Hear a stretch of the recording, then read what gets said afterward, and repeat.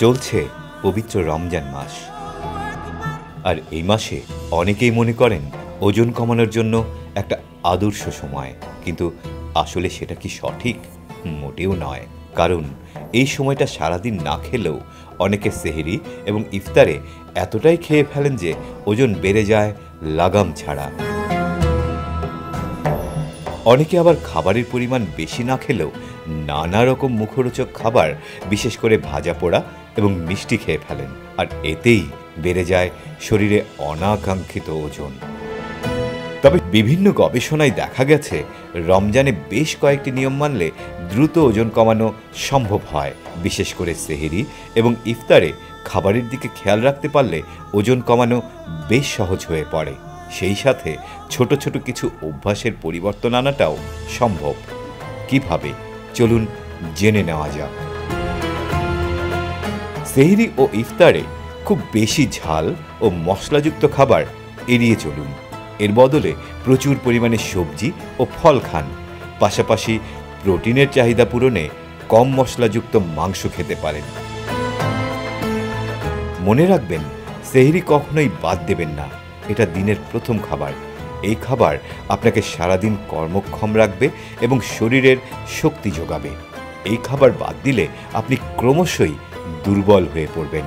রোজা রাখাটা কঠিন হয়ে যাবে।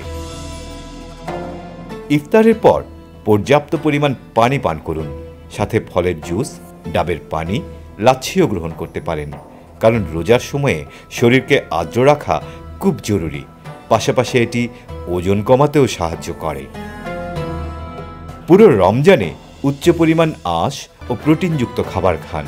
বিশেষ করে ইফতারের সময় এই খাবারগুলো অবশ্যই খাবেন। প্রোটিন, স্বাস্থ্যকর চর্বি ও আঁশ খেলে এগুলো বিপাক প্রক্রিয়াকে ভালো করতে সাহায্য করে। এতে ক্যালোরিও পুড়তে সহজ হয়। অনেকেই আছেন যারা রোজা রেখে শুয়ে বসে থাকেন। এটা একদমই সঠিক নয়।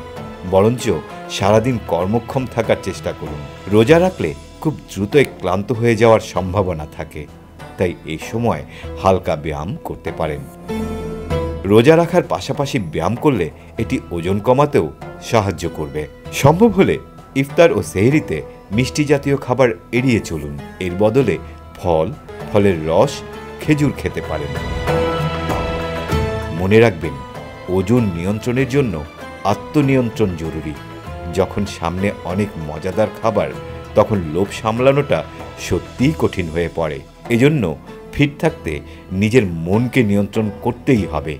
তাই রোজায় ইফতার থেকে সেহরি পর্যন্ত ভারী খাবার এড়িয়ে স্বাস্থ্যকর খাবার খান। এতে রোজা রেখেও আপনার শরীরের ওজন নিয়ন্ত্রণে থাকবে।